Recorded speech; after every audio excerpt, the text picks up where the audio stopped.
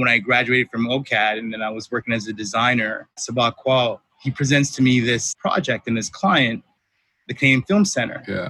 And I get this image, and here's his brother with Norman Jewison. And then I read this name, Clement Virgo. And I'm like, Clement Virgo, that name is so powerful.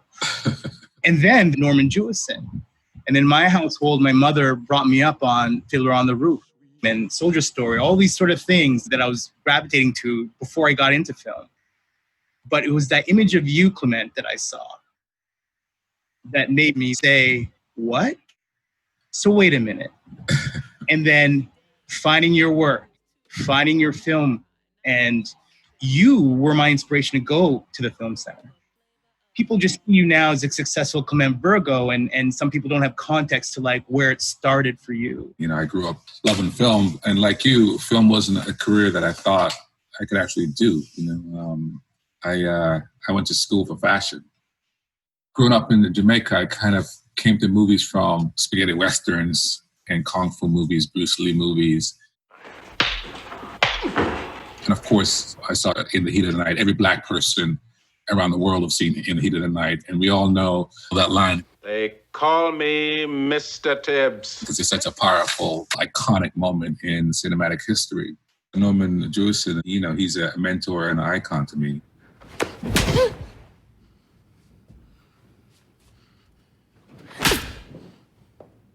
I saw She's Gotta Have It, Spike Lee's movie in 1986. At that time, I was just started to think, okay, I could actually do this thing.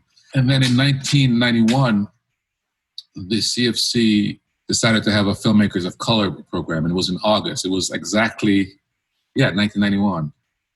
How many years is that, Charles? Almost 30? At that program, I met Damon D'Oliveira, who's still my creative partner. I met Stephen Williams, you know, Mina Shum out of Vancouver. I met Karen King that summer. Clarence Hamilton, who was a South African filmmaker, and he was in exile in Canada at that time because of the apartheid system. Wayne Clarkson was the director up there at the time. You know, he reached out to me and recruited me. You know, like he gave me confidence. He seeked me out in a weird way. I didn't have to apply. He seeked me out and encouraged me to apply. And so I applied for the full program the following year, and that's where I made Save. That's where I convinced him that I could make a short film. Save My Lost Nigga Soul, a brilliant film. Reading that title, I was like, you can do that? Your work is so visual, and I love the communication through imagery. And you've managed to create something that's your own that way. And I think that started with Save My Lost Nigga Soul.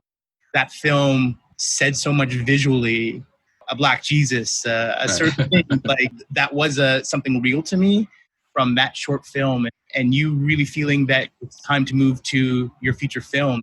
What was that like? The CFC had a pilot program called a Feature Film Project, and I wanted to make my first feature film through them. I'm from Rude, based on my experiences growing up in Regent Park as an immigrant kid. The feature film program had a committee where you had to submit your script, your storyboards, and you basically had to pitch. When I pitched my heart out to them, you know, and that at that point, that would have been the first dramatic feature film by a Black filmmaker ever in Canada.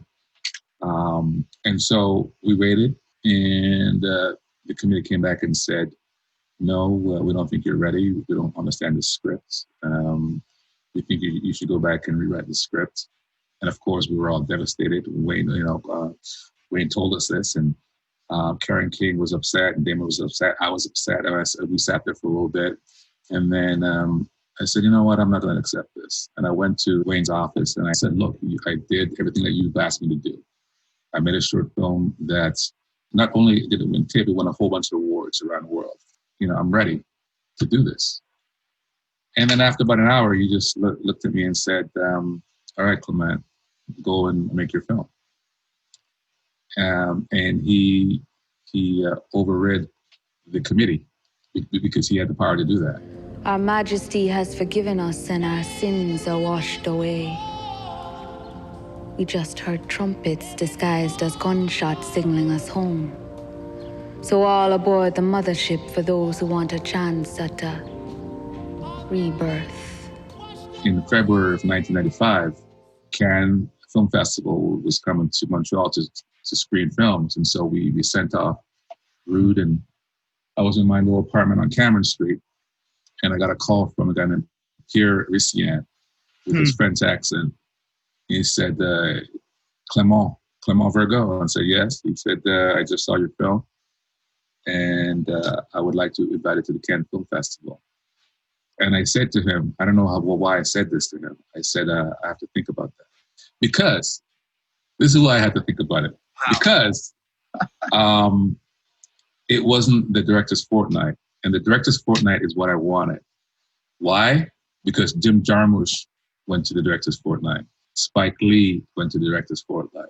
All my favorite filmmakers premiered their films at the director's fortnight. So for me, Cannes was the director's fortnight. And Pierre Ricien was from the official selection. And then I called Wayne and he said, are you crazy? You just said no to Cannes. I said, I just told him I would think about it. I would call him. And so Wayne and I and Damon and Karen King, we all had a dinner that night. And Wayne convinced me, he said, Clement, I think you should call him up, and I think you should tell him that you accept it and that you're going to be going to Cannes in May. And that's what I did. That's incredible.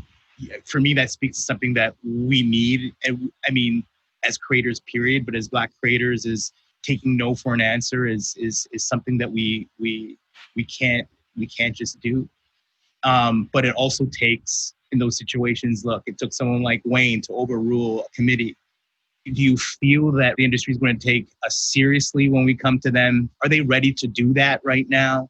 You know, it's ironic because in the early 90s and late 90s, there was a sense of opportunity and possibility.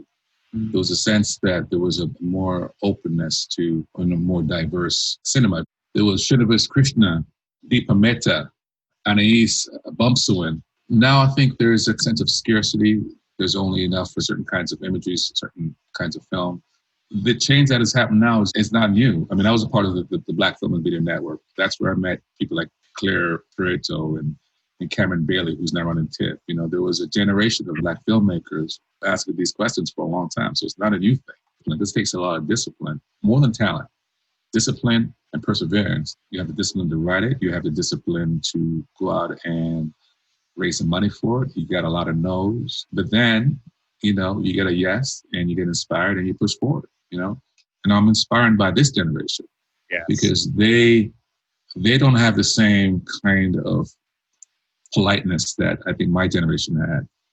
You know what I mean? They're just like, agreed. You know what I mean? They're just, we want it now. And it's going to happen.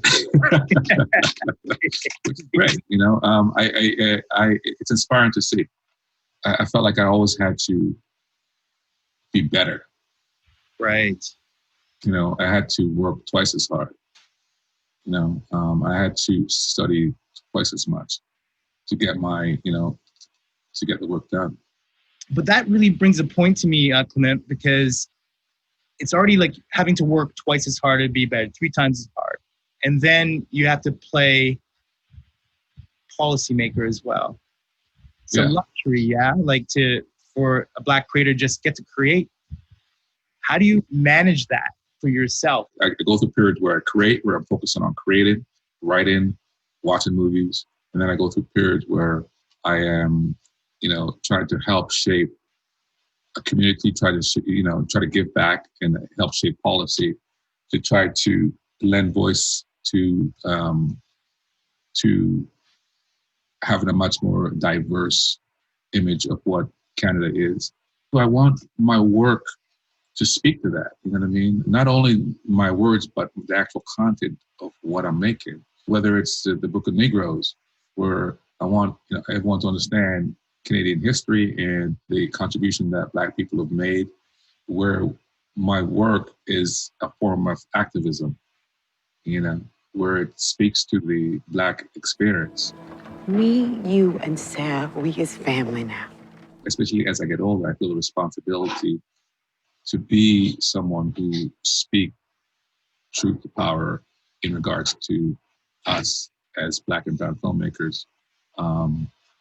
And to let them understand that the definition of Canada And the history of Canada is not just Black history, but it's one history. I knew from a young age I would be a storyteller. I would see, and I would remember.